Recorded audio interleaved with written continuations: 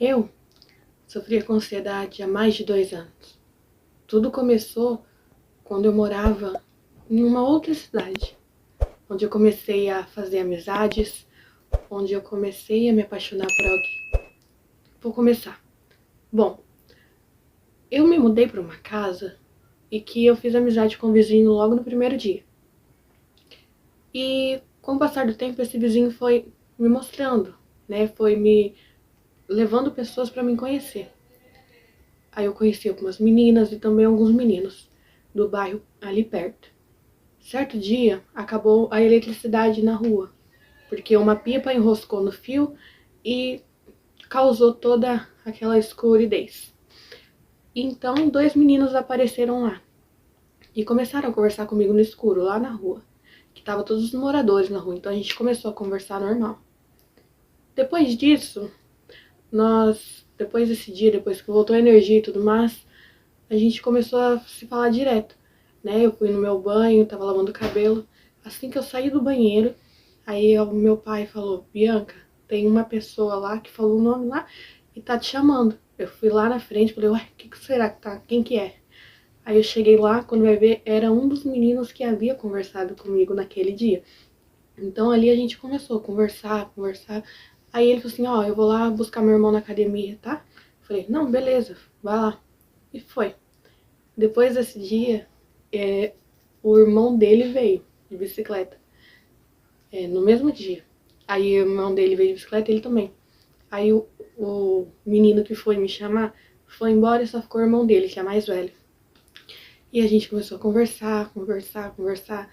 Aí ele tinha 16 anos, eu tinha uns 12, 13, por aí.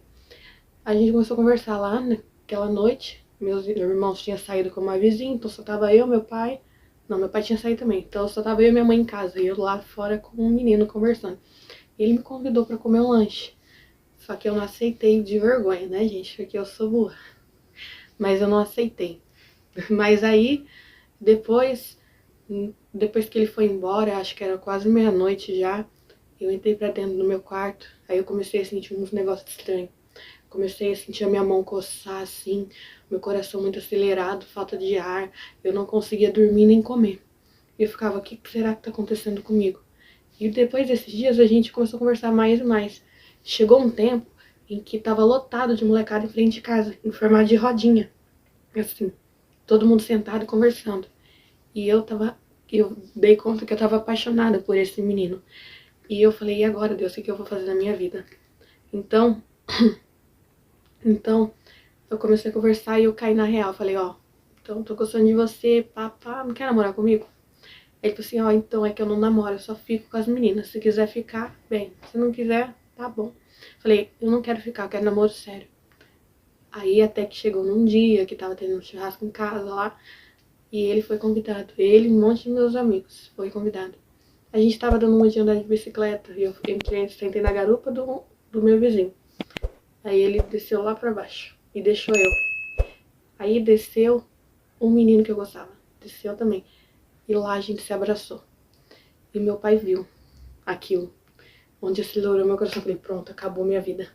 Aí eu entrei e meu pai conversou comigo. Falou: Bianca, se você estiver namorando esse menino, fala isso, aquilo. Eu falei: mas pai, eu não tô.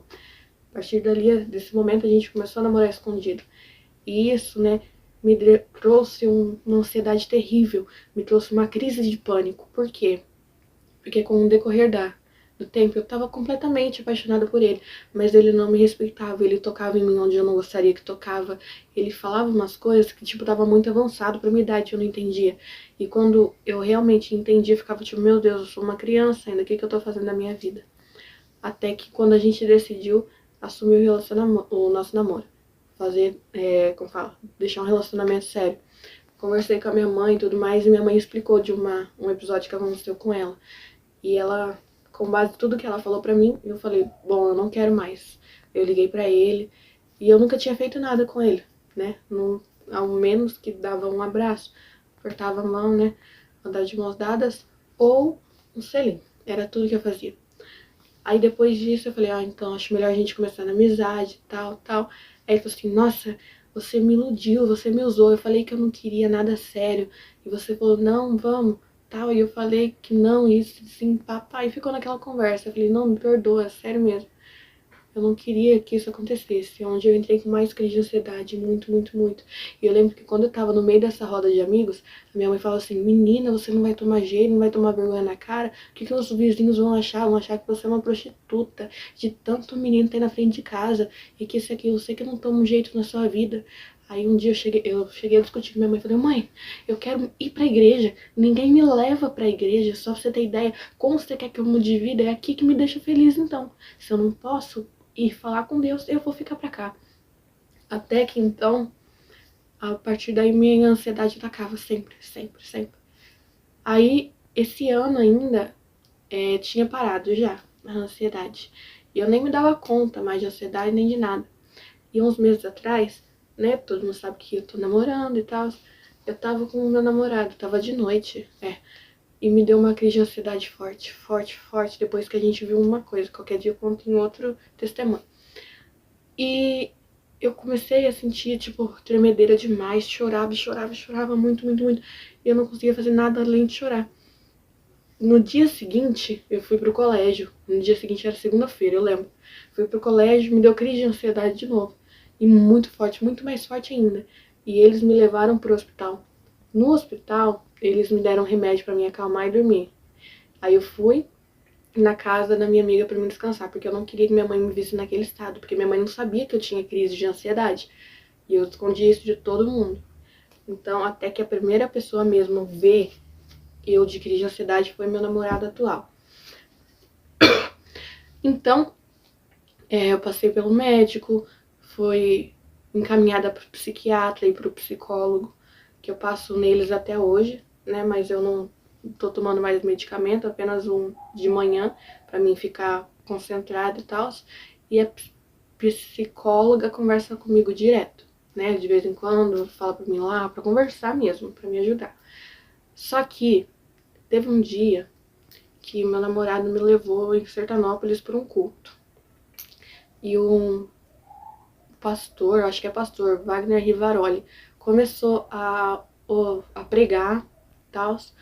Aí ele falou assim, quem tem, depois da pregação, que falou bastante sobre esse tipo de luta psicológica, espiritual, ele falou assim, quem tem crise de ansiedade, você mesmo, você tá sentindo no teu coração, vem aqui à frente. E realmente meu coração tava ardendo, ardendo, ardendo, falei, eu vou. Cheguei lá, na frente, ele não falou nada, eu só comecei a chorar, chorar muito, chorar, chorar, chorar. E falar, Senhor, repreende isso de mim, em nome de Jesus, eu não quero mais, eu não quero, eu não quero, eu não quero. Aí o Wagner Rivaroli, ele colocou a mão sobre minha cabeça e começou a orar. Quando ele colocou a mão na minha cabeça, eu caí com tudo pra trás. Eu lembro que eu caí.